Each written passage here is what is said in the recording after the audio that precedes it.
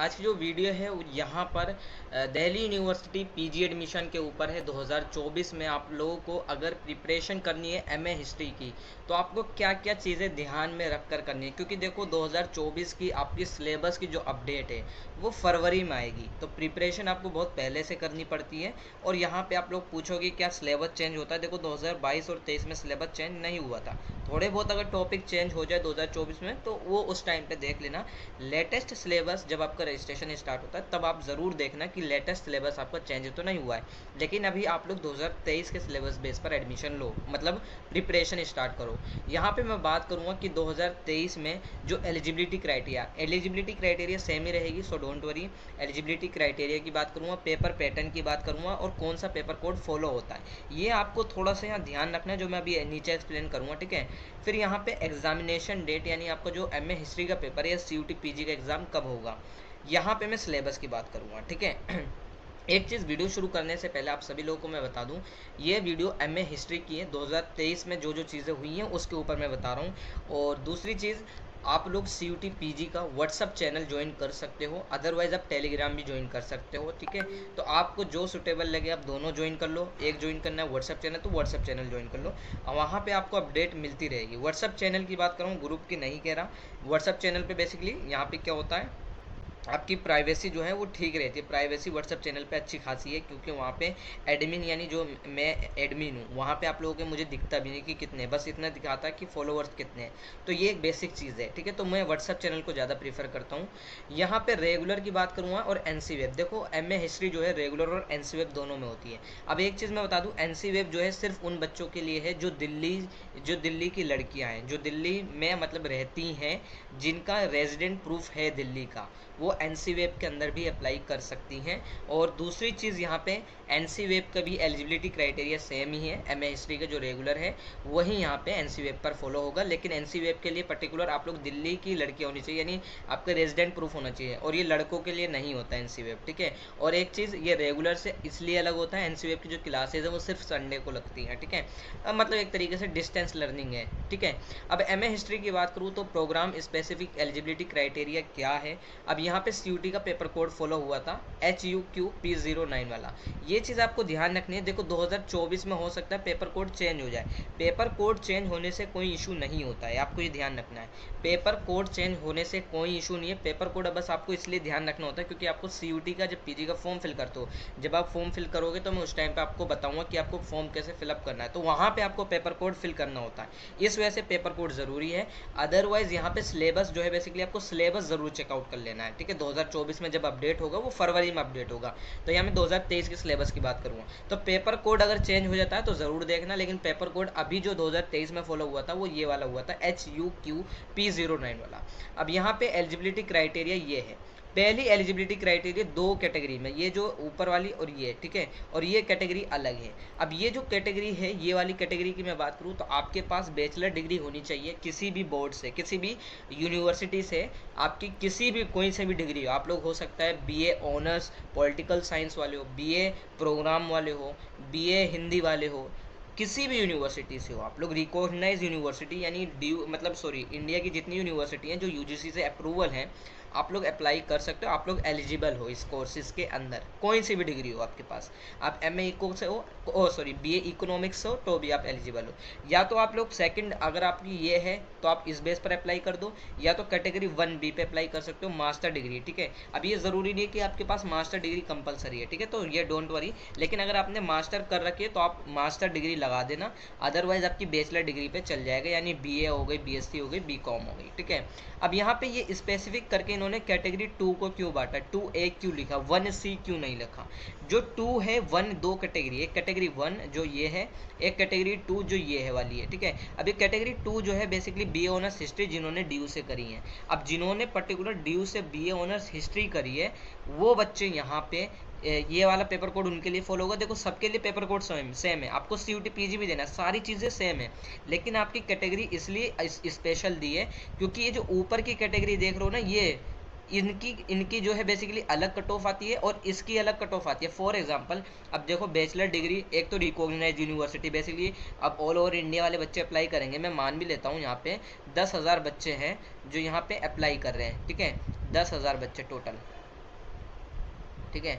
तो 10,000 में मान लेता हूँ, सॉरी केस ज़्यादा बड़ा हो गया, तो 10,000 में मान लेता हूँ ऊपर वाले, यानी बैचलर डिग्री भाई हो सकते हैं यहाँ पे बीए इको वाले हो, बीए हिस्ट्री वाले हो, ओ सॉरी बीए इको हो, बीए हिस्ट्री हो, हिस्ट्री किसी और यूनिवर्सिटी से कर रखी है उन्होंने, हो सकता है भाई बीए इकोनॉमिक्स वाले हों, हो सकता है बीकॉम वाले हों, हो सकता है बीएससी वाले हों, तो वो इसके अंदर आ जाएंगे, ठीक है। लेकिन यहाँ पे ये जो कैटेगरी ये वाली है, अब भाई बीए ऑनर्स हिस्ट्री तो ड्यू से, अब यहाँ पे ऐसा नहीं है बीए प्रोग्राम वाले, बीए प्रोग्राम अगर आपके पास हिस्ट्री थी तो भी आप लोग ऊपर वाली कैटेगरी में आओगे, कैटेगरी 1 में। अब कैटेगरी 2 में सिर्फ बी ऑनर्स हिस्ट्री वाले आएंगे। अब बी ऑनर्स हिस्ट्री वाले ड्यू में कितने होंगे, मैक्सिमम मैं मानता हूँ 6,000 7,000 टोटल सीट्स होंगी, अगर होगी भी तो आप लोग चेकआउट कर लेना। लेकिन मैं मान लेता हूँ भाई 4,000 बच्चों ने ही यहाँ पे CUT PG देंगे।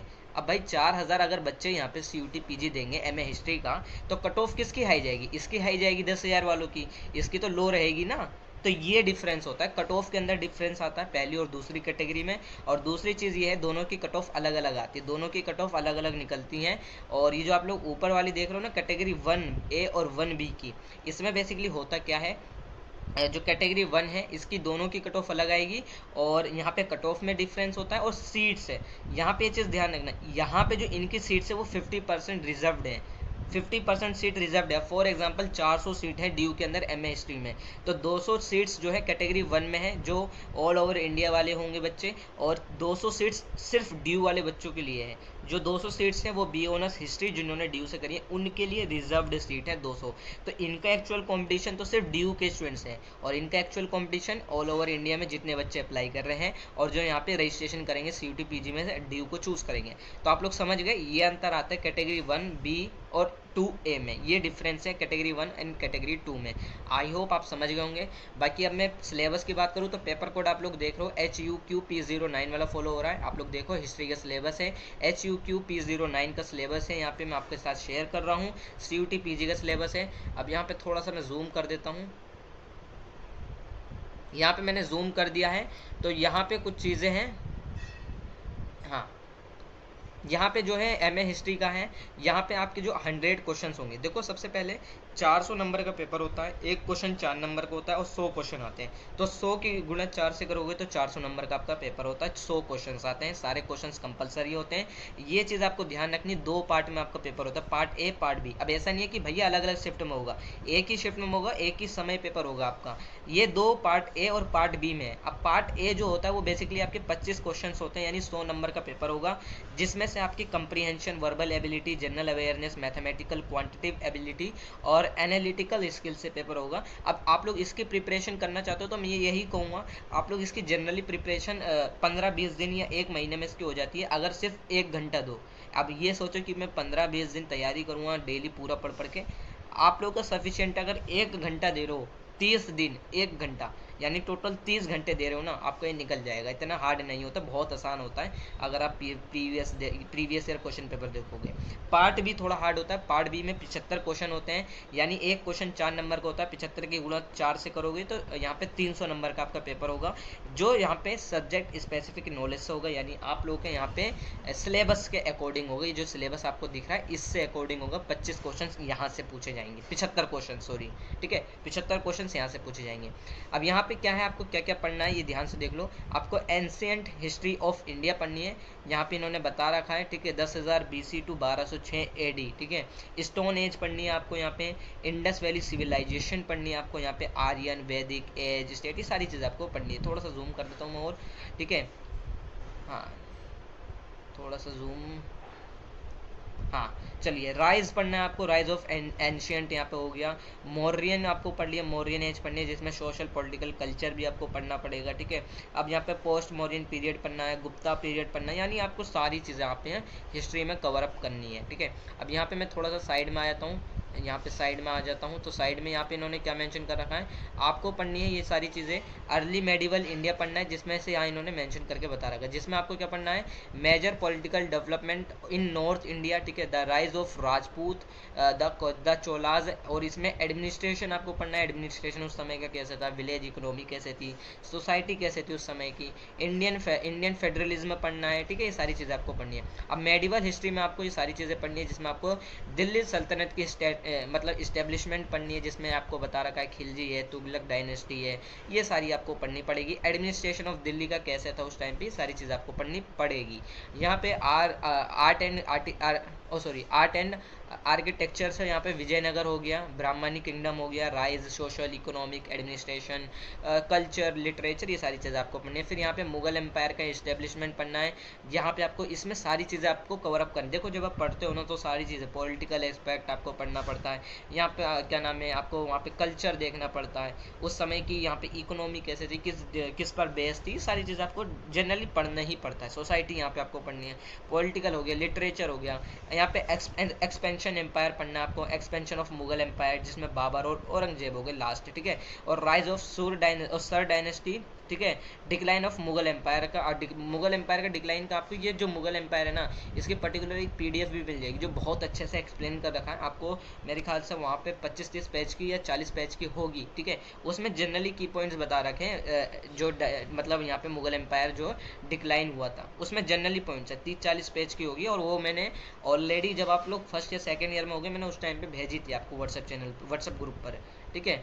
अब यहाँ पे फिर आते हैं नीचे, जिसमें से आपको मॉडर्न इंडिया भी पढ़नी है। मॉडर्न में आपको क्या क्या चीज़ें पढ़नी है, यहाँ पे मॉडर्न हिस्टोग्राफी पढ़नी है। अब यहाँ पे आपको कॉलोनिज्म जो बहुत ज़रूरी होता है, ठीक है, ब्रिटिश राज हो गया जिसमें ब्रिटिश एक्सपेंशन ऑफ इंडिया हो गया, इंपेरियलिज्म हो गया, सोशल एंड कल्चर, ठीक है, economic impact in British period कैसा था, सेटलमेंट हो गया, इंडस्ट्रियलाइजेशन है, सोशल एंड रिलीजियस रिफॉर्मेंट कैसा हुआ, राजा राम मोहन रॉय जिन्होंने बहुत बड़ा योगदान दिया था, सबको पता है राजा राम मोहन रॉय, ठीक है, ये ज़रूर पढ़ना। स्वामी दयानंद हो गए, ज्योतिबा फूले हो गए, और इनके अलावा एक दो थिंकर्स और भी पढ़ लेना अगर आप लोग कवर अप कर पाओ, ठीक है। अगर आप लोग ये सिलेबस कंप्लीट कर लो तो इससे ज़्यादा थोड़े से और थिंकर्स पढ़ लेना, ठीक है। ये सारी चीज़ें, नेशनल मूवमेंट इन इंडिया आपको पढ़ना पड़ेगा, ये जो सबसे इंपॉर्टेंट है, ठीक है। मूवमेंट एंड ब्रिटिश रूल, ये सारी चीज़ें आपको पढ़नी है। आप लोग स्क्रीनशॉट ले लो।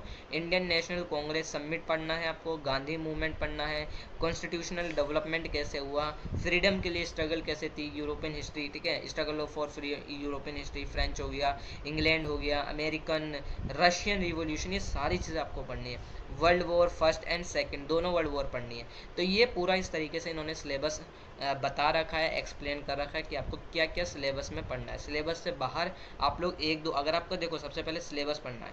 सिलेबस अगर आपका कंप्लीट हो जाता है फेब तक, तो थोड़ा सा एडिशनल लेवल इसका पढ़ सकते हो इसी सिलेबस के अकॉर्डिंग। कोई टर्म है आपको लगती है कि ये टर्म को मुझे पढ़ लेना चाहिए, तो आप उसे कवर अप कर सकते हो। लेकिन अगर आपके पास टाइम नहीं है तो फिर मैं यही कहूँगा कि भैया पहले सिलेबस पे फोकस करो, उसके बाद आप लोग जो बाकी चीज़ें वो करना, ठीक है। अब बाकी ये चीज़ है आप लोगों को समझ में आ गया।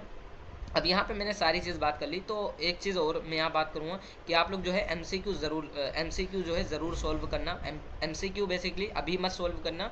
एमसीक्यू क्वेश्चंस जो है बेसिकली अभी आपका जब हो जाएगा, यानी जब आप सिलेबस कंप्लीट कर लोगे उसके बाद एमसीक्यू जो है क्वेश्चंस आप लोग सॉल्व करना, ये इस तरीके से। बाकी आपको मैं बता दूं पेपर आपका कब है। अगर आप लोग देखो CUT PG का जो एग्ज़ाम है आप लोग का कंप्यूटर बेस्ड टेस्ट होता है, जैसे मैं अभी यहाँ लैपटॉप पे बता रहा हूँ ना, ऐसे यहाँ पे कंप्यूटर पे क्वेश्चन शो होते हैं।